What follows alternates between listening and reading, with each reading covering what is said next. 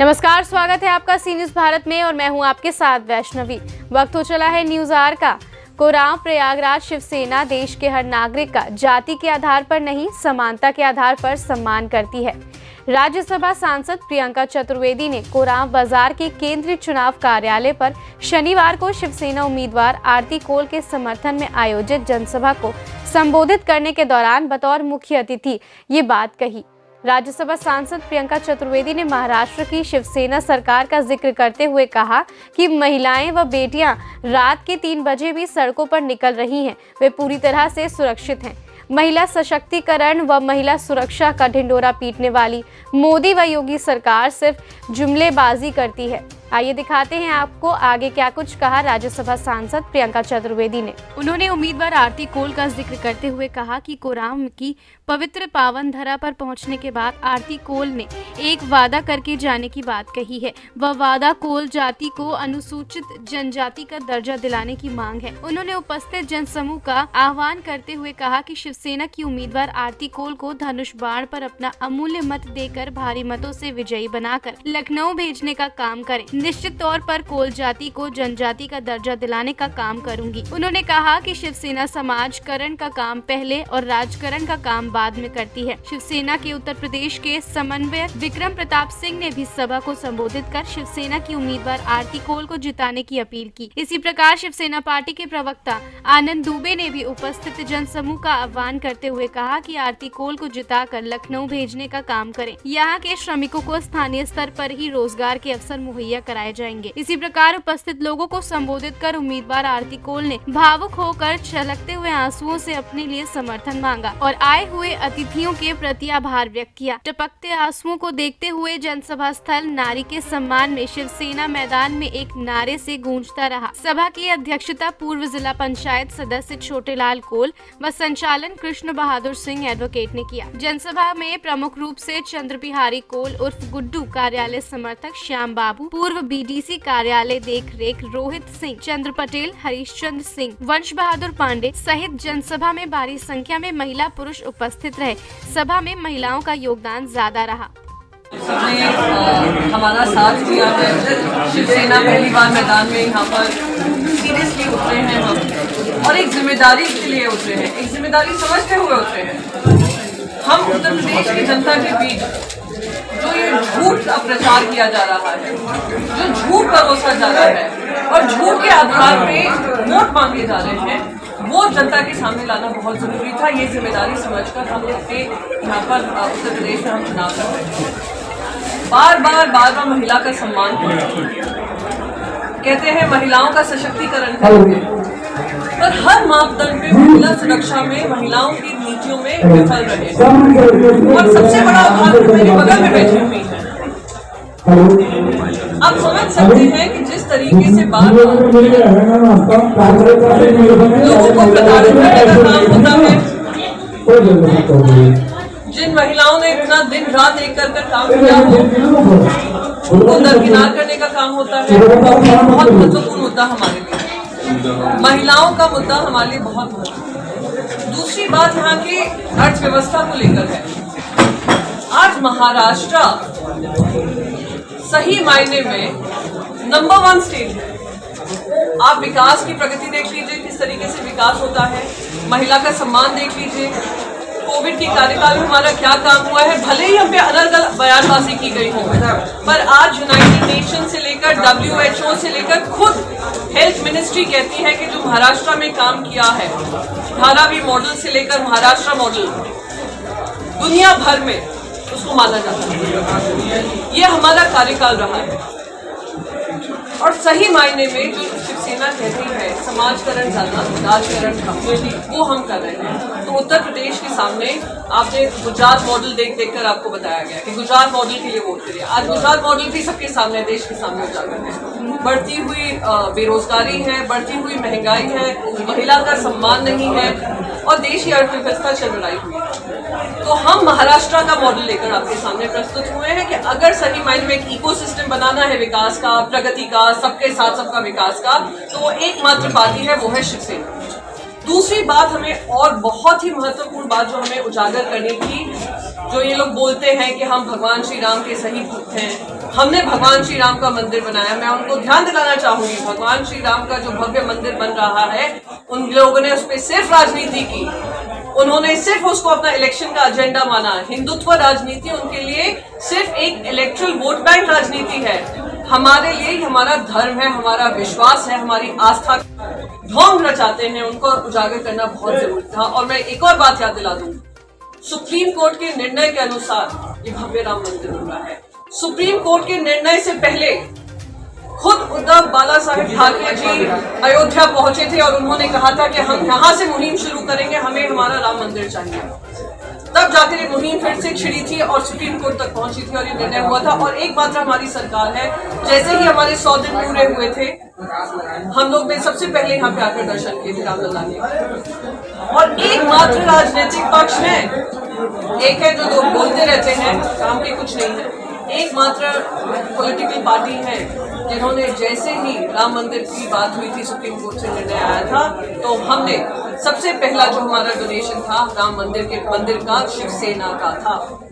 तो ये हमारी मान्यता है, हम जनता के विश्वास के साथ धोखाधड़ी करके सिर्फ वोट की राजनीति नहीं करते हैं, हम समाज की राजनीति करते हैं, समाज को सुधारने का काम करते हैं। जिम्मेदारी समझकर हम उत्तर प्रदेश में आए हैं, उम्मीद करते हैं हमें वही समर्थन मिलेगा जैसे महाराष्ट्र में। आपने राम मंदिर का जिक्र किया, तो कुछ दिन पहले केशव प्रसाद मौर्य जी ने एक ट्वीट किया था कि काशी और राम मंदिर बन गया है, अब मथुरा की बारी है। क्या आपको लगता है कि बीजेपी हमेशा किसी धार्मिक मुद्दे को लेकर ही मैदान में जाना चाहती है? उससे तो आप भलीभांति समझते हैं कि सिर्फ इस मुद्दे को उठाकर उसको भून कर हमारी आस्था के विषय को राजनीतिक विषय बनाकर हमारी आस्थाओं से खिलवाड़ कर वोट बटोरने वाला काम जो करते हैं वो ये लोग करते हैं। आज केशव प्रसाद मौर्य जी से पूछना चाहती हूँ, आप एक बड़े पद पे हैं, बड़ी जिम्मेदारी लेकर आप वो पद संभाल रहे हैं, पर वो पद संभालते हुए महिलाओं के सम्मान का क्या किया, उत्तर प्रदेश की व्यवस्था का क्या किया, कानून व्यवस्था का क्या किया, अर्थव्यवस्था का क्या किया, न्याय व्यवस्था का क्या किया? आप उन सब में ढेर हुए हैं, किसी तरीके का काम नहीं कर पाए हैं, बातें शेरों जैसी करते हैं और ध्यान भटकाने वाला काम करते हैं। इनके ना मन में है हिंदुत्व, ना काम में है हिंदुत्व, सिर्फ बोलते हैं, इसलिए ढोंगी है, इसलिए हमारी जिम्मेदारी बनती है हम आकर उनकी पोल खोलें। मैम, आज जहां महिला की बात कर रही हैं, मैं प्रयागराज की बात करता हूं कि प्रयागराज में जो प्रमुख पार्टियां हैं, सबसे कम टिकट उन्होंने महिलाओं को ही क्यों दिया? तो उसी से आप समझ सकते हैं, इतने सालों में 2 राजनीतिक पक्ष देश की सत्ता संभाले हुए, कभी ये कभी ये कभी ये। महिला महिला महिला महिला 33% रिजर्वेशन की बात करते हैं। आज 25 से ज्यादा साल हो गए हैं, 33% रिजर्वेशन आप पास नहीं कर पाए। फिर आप पूरा एजेंडा चलाते हैं क्योंकि आप जानते हैं कि महिलाओं का वोट अब बहुत महत्वपूर्ण हो गया है।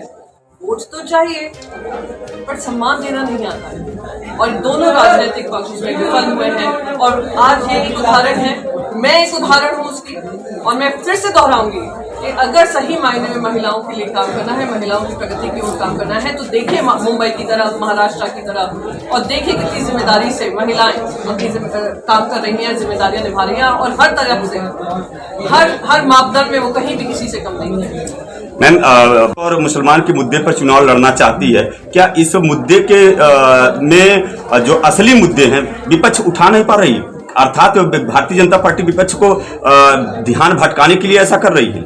देखिए, वो चाहेंगे कि ध्यान भटकाए, हमारी जिम्मेदारी बनती है कि जनता का ध्यान वापस इन चीजों पे लाए। आपकी थाली में 2 वक्त का खाना नहीं है, पर आपका बंटवारा किया जा रहा है, उस थाली में भी बांटा जा रहा है।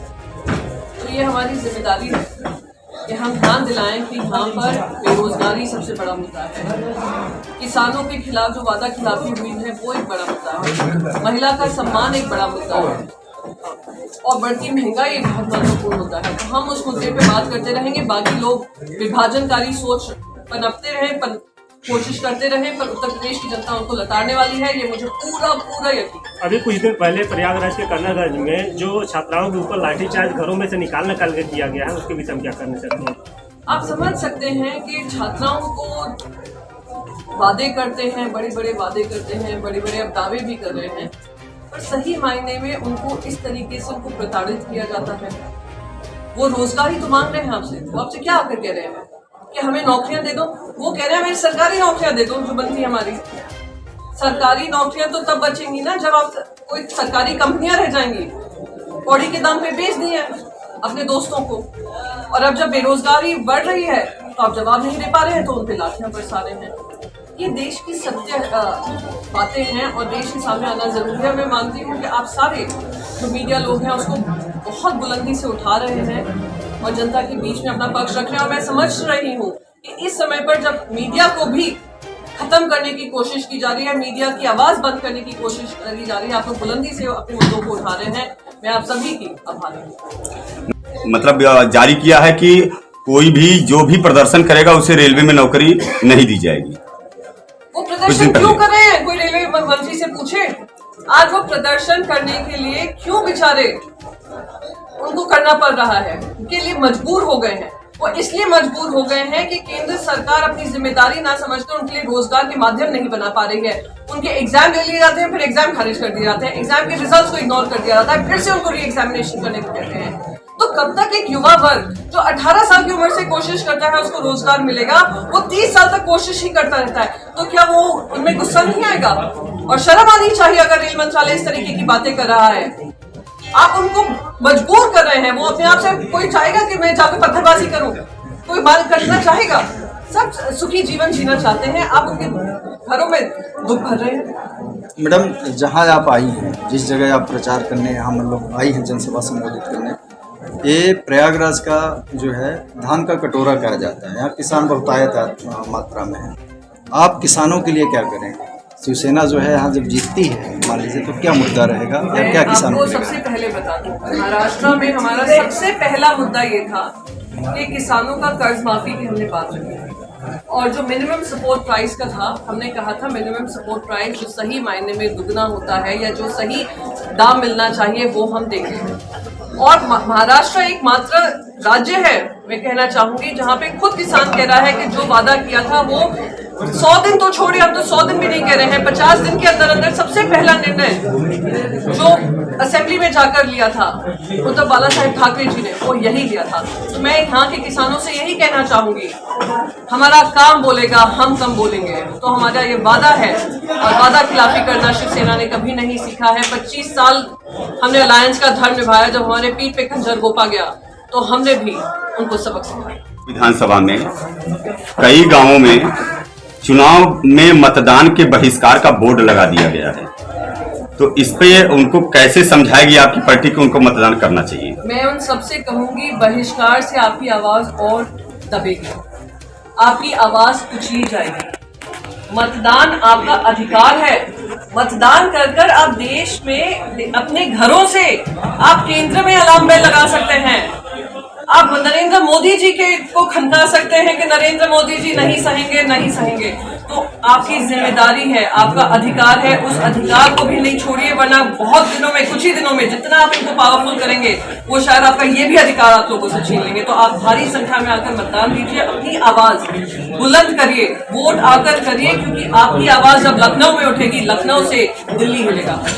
आपने एक महत्वपूर्ण सवाल कहा यहाँ पे, और सबसे ज्यादा जो महत्वपूर्ण है, लड़ाई आदिवासी बाहुल्य क्षेत्र में जनजातीय जो बात आई, किस तरीके से आप, चूंकि आपकी प्रत्याशी शायद यूपी में यही है और लड़ाई आपने हमने 40 सीटें, काफी 40 सीटें आपने दिया, ठीक है। जनजातीय जो इनको दर्जा दिया जाएगा वो किस तरीके से आपकी पार्टी ने सोची? कि महाराष्ट्र, ये उत्तर प्रदेश का बॉर्डर पार करते ही बगल में ही मध्य प्रदेश है, वहां पे उनको ये वर्ग दिया गया है।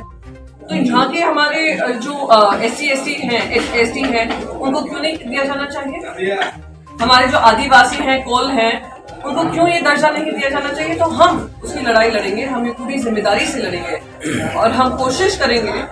कोशिश ही क्या, मैं तो वादा करके जा रही हूँ, अगर जीत कर आती हैं, जिस तरीके से, जिस पैशन से ये बोल रही थी और वो ये समझ रही है कितना इम्पोर्टेंट है, उसी पैशन से, उसी तीव्रता से, उसी जोश से, उसी बुलंद से हम केंद्र में आवाज। एक प्रकार से आप अलायंस में थी, आप अलायंस से टूटा आपका बीजेपी से, और जो ऐसा आपको लगता है जिस प्रकार से आपके साथ किया गया, क्या आपके प्रत्याशी के साथ भी ऐसा किया गया? क्योंकि इनको पहले बीजेपी से टिकट मिला था, उसके बाद इनका टिकट काट दिया गया। क्या आपको लगता है कि जो आपके साथ महाराष्ट्र में बीजेपी ने किया, क्या इनके साथ भी वही हुआ है? हो गया है, हमारे साथ, मैंने आपको शुरू में कहा, 25 साल से ज्यादा का उन्होंने धर्म निभाया।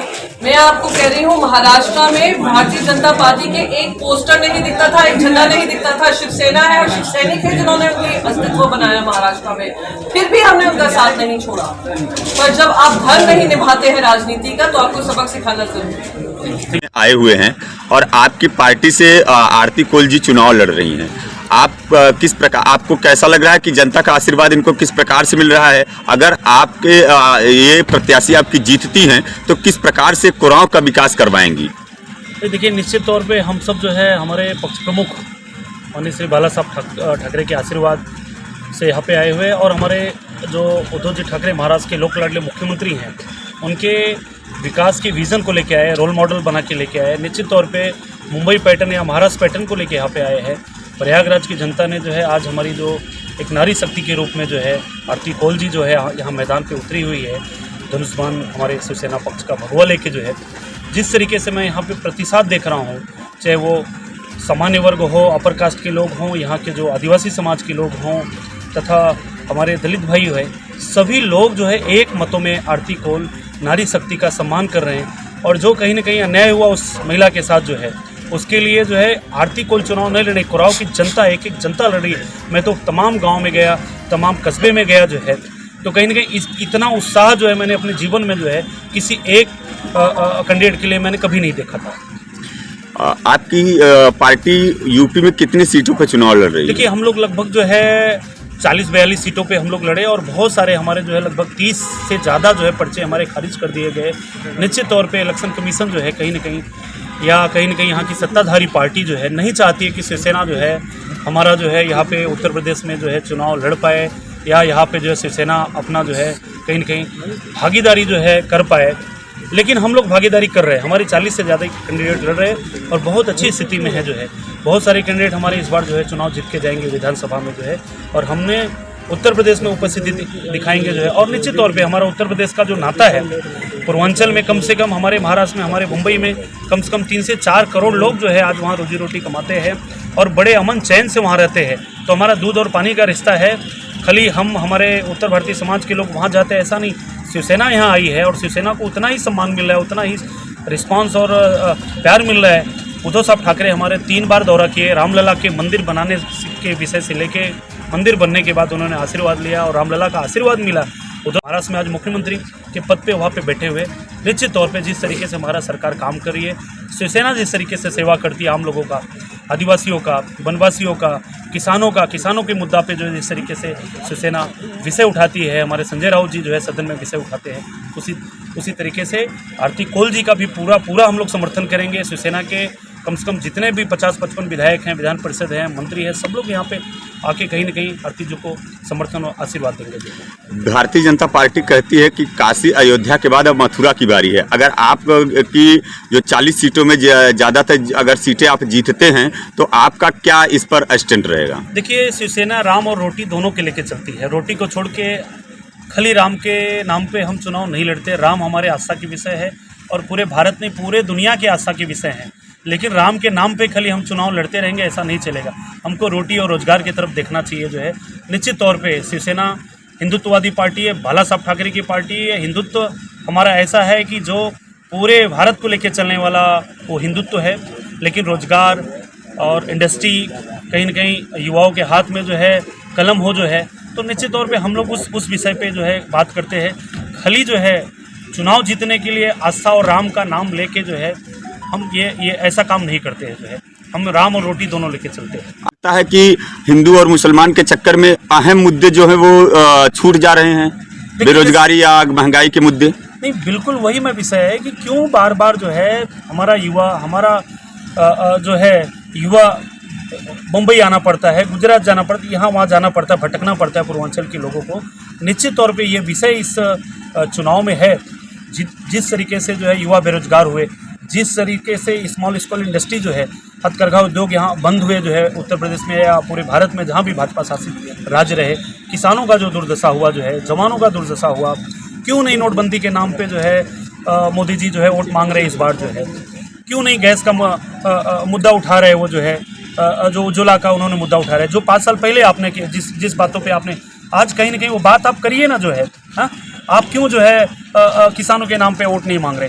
हर बार आपको नया मुद्दा चाहिए, हर बार आपको जो है घुमा के जो है खाली चुनाव जीतने की मशीन अगर भारतीय जनता पार्टी बन गई या भारत सरकार बन गई, उत्तर प्रदेश सरकार, तो कहीं ना कहीं जनता देख रही, जनता जवाब। सभी को मेरा अंतिम अभिनंदन है और बहुत बहुत धन्यवाद। अकेली लड़ रही थी, अभी अब हमें पता चल रहा है कि कुछ ही रावण है, अभी रावण बाकी है, सारे रावण नहीं है। आप जैसे अर्जुन, कृष्ण, राम, लक्ष्मण है तो नारियों का अभी रक्षा होगा, मुझे उम्मीद है। और सबसे पहले तो शिवसेना के सभी टीम को मैं तहे दिल से धन्यवाद करती हूँ कि मुझे पूरे दिन में उन्होंने मेरे सर पे हाथ रख के मुझे यहाँ तक लाया। नहीं तो मुझे जीतने का उम्मीद नहीं था, कोई न किसी ने कोई कसर नहीं छोड़ी। और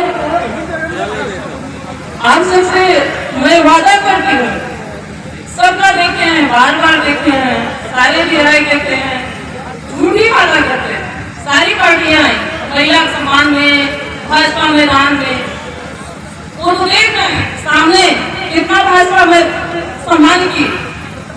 सारी पार्टियां आई, नया नया वादा लेके आई। अब देखिए शिवसेना आई है, एक महिला के लिए लड़ रही है, उनका कोई लालच नहीं था, लेकिन एक महिला पे आशीर्वाद बनाई, यहाँ तक ले आई कि मेरा परिवार टूट न जाए, हम न टूट जाए, इसलिए महाराष्ट्र से आके खड़े हुए हैं मेरे लिए विक्रम सिंह जी, मेरे बड़े भाई जैसे मान देने वाले, मैं उन्हें भी तहे दिल से धन्यवाद करती हूँ। आप सबसे यही उम्मीद है कि हमें वोट मिलेगा। आप सब धनुष मारते बटन लगा के भारी से भारी मतों पे वोट नहीं, आप जीवन दान लेने जा रहे हैं। सरकार आप वोट दिए हैं, इस बार एक जीवन दान दे दीजिए, जवाब दे दीजिए कि रावणों का नहीं चलेगा। प्रयागराज से सी न्यूज संवाददाता अनिल कुमार मौर्य की रिपोर्ट। फिलहाल इस खास खबर में इतना ही। देश दुनिया की तमाम खबरों को देखने के लिए बने रहें सी न्यूज भारत के साथ।